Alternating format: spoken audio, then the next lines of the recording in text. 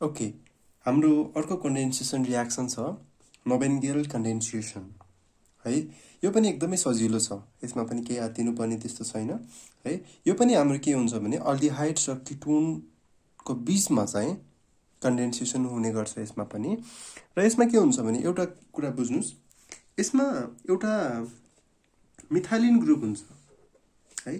जुन मिथाइलिन ग्रुपले नै यसमा के गराउँछ भने यो नोबेन्गेल कन्डेन्सेसन हो भनेर बनाउँछ यसलाई, किनकि यसले युनिक बनाउँछ नि त।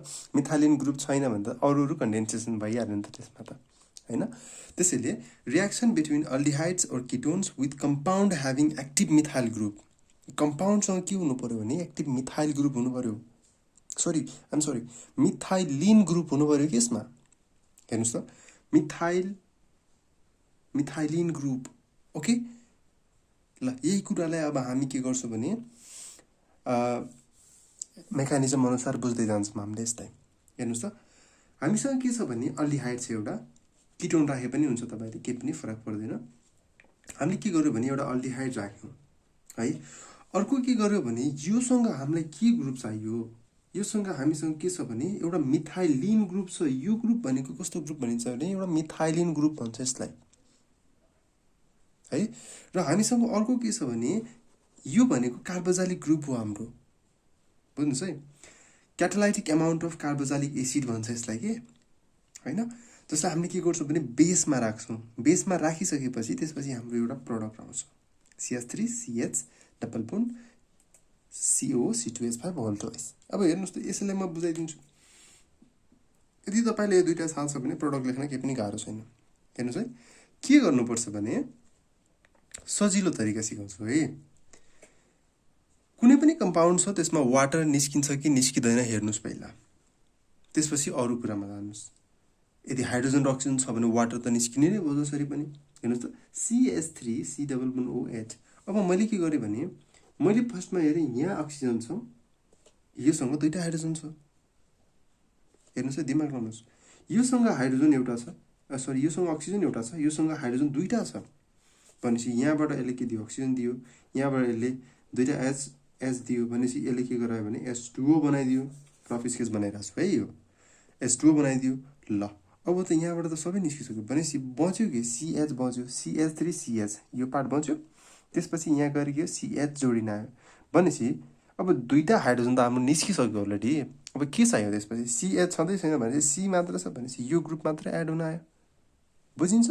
यसैले हामीले के भन्छौँ भने अनस्याचुरेटेड कम्पाउन्ड भन्छौँ, अनस्याचुरेटेड कम्पाउन्ड। ओके, क्लियर हुनुभयो एकदमै है, केही पनि गाह्रो छैन, त्यति मात्र बुझ्नुहोस्। अब यसको मेकानिजम हेर्नुहुन्छ, एकदम सजिलो छ। ल, मेकानिजममा हेर्दाखेरि फर्स्टमा हामी के जाउँ भने जुन कम्प्लेक्स ग्रुप छ नि त्यो ग्रुपलाई हामी के गरौँ भने त्यहाँबाट स्टार्ट गरौँ है। सबसे कम्प्लेक्स यो देखिरहेको छ, त्यसैले हामीले यसबाटै स्टार्ट गऱ्यौँ। मिथाइलिन ग्रुप भएको कुनै एउटा कम्पाउन्ड छ भने त्यसबाट हामीले के गरौँ C2H5 होल ट्वाइस। यसबाट हामीले के गर्यो भने यसलाई मैले के गरेँ बेससँग राखेँ है। यो हो हाम्रो बेस, ठिक छ। अब मैले के गरेँ भने बेससँग राखिसकेपछि यसबाट पनि वाटर निकाल्दिउँ, सजिलो भयो, एकदम सजिलो। हेर्नुहोस् है, म लेख्छु एकचोटि CH CH COO C2H5 whole twice. हेर्नुहोस् त, यसको माथि मैले माइनस चार्ज राखेँ। मैले वाटर निकालेँ कताबाट भने योसँग एउटा हाइड्रोजन यसको मागेँ मैले, ल मलाई एउटा हाइड्रोजन दे भनेर मागेँ। र यो त हामीले OH ग्रुप अलरेडी राखिरहेछ नि त, OH राखिरहेछ भनेपछि यसबाट त वाटर निस्किने नै भयो भनेपछि CH यसले के गरायो भने कार्बो एनायनको फर्मेसन गरायो यसमा, ठिक छ। अब बल्ल हामीले यसमा के गर्छौँ भने अल्डिहाइडलाई राख्छौँ। हेर्नुहोस् त एकचोटि CH3 C double bond OH है। ल, यसले गरेर कसलाई एट्याक गर्छ, यो कार्बनलाई गएर एट्याक गर्छ र यो बोन्ड कता हुन्छ, माथि सिफ्ट हुन्छ। हामीलाई थाहा भएकै कुरा त हो नि, हो केही नयाँ कुरा त होइन। र हेरौँ त CH यो यहाँबाट सुरु गरिदिउँ है। अब CH3 C यसको हाइड्रोजनलाई तल लेखिदिएँ मैले है। त्यसपछि यो अक्सिजन छ, यसको माथि के जान्छ, यसको टाउकोमा माइनस चार्ज आउँछ हैन। अब अरू ग्रुप त हाम्रो के छ र, केही चेन्जै आएको छैन भनेपछि त हामीले यो ग्रुपलाई के गरिदियो भने CHCOO C2H5 होल ट्वाइस यो ल्याएर जोडिदिएँ मैले। त्यसपछि यसबाट मैले के गरेँ भने यसमा मैले के राखेँ भने वाटर राखेँ है। वाटरमा त के हुन्छ भने HOH ग्रुप हुन्छ हाम्रो हैन, ख्याल राख्नुहोस् है एकचोटि।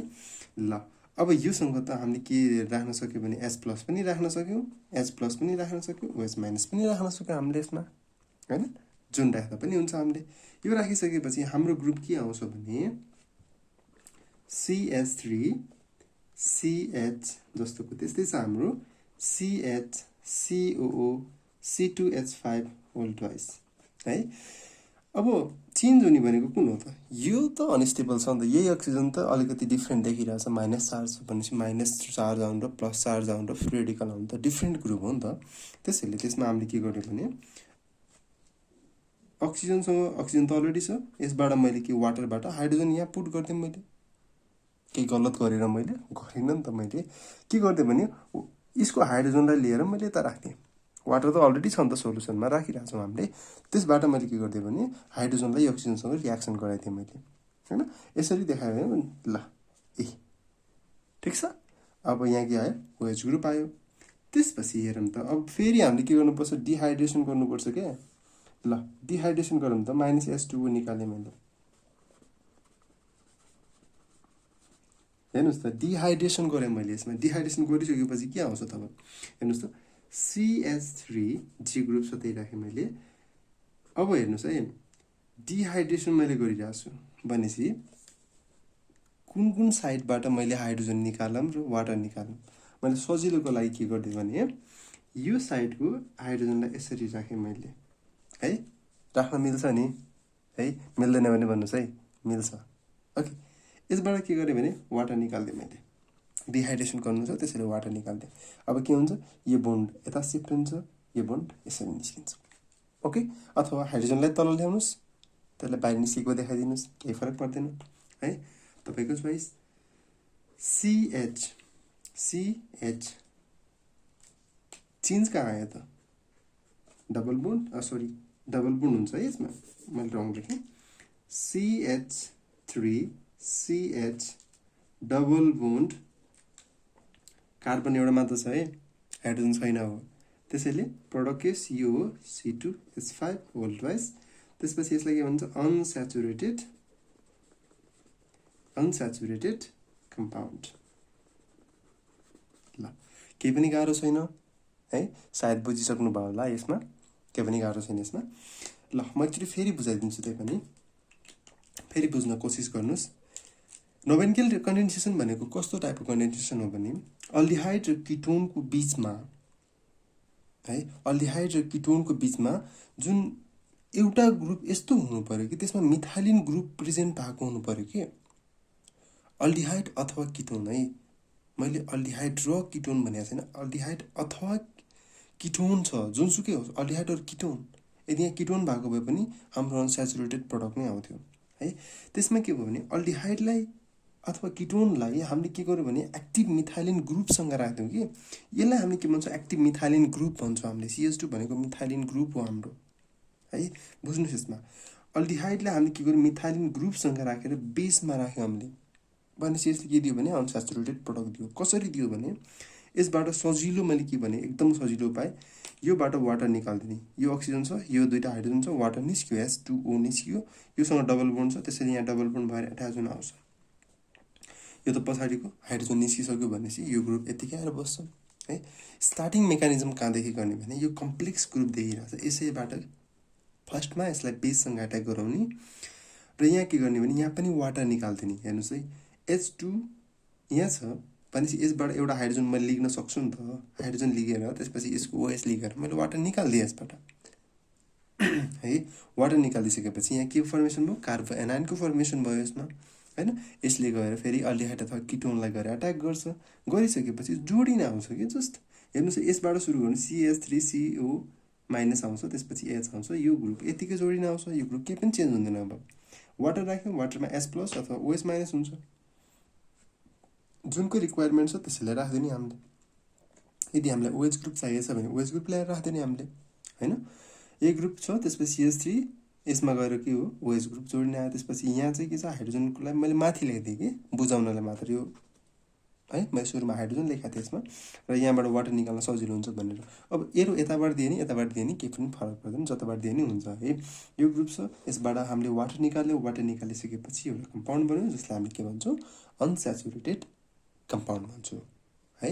ल सायद बुझिसक्नु भयो होला, एक्जामिनेसनको भ्यूले पनि इम्पोर्टेन्ट छ यो क्वेसन चाहिँ। ल यदि बुझ्नु भएको छैन भने मलाई कमेन्टमा लेख्नुहोस् सर मैले बुझेको छैन भनेर।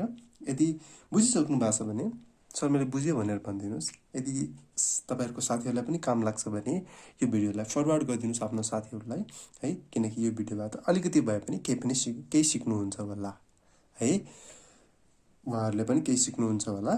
त्यसैले उहाँहरूलाई पनि यो भिडियो पठाइदिनुहोस् है। ल आजलाई यति गरौँ, थ्याङ्क यू।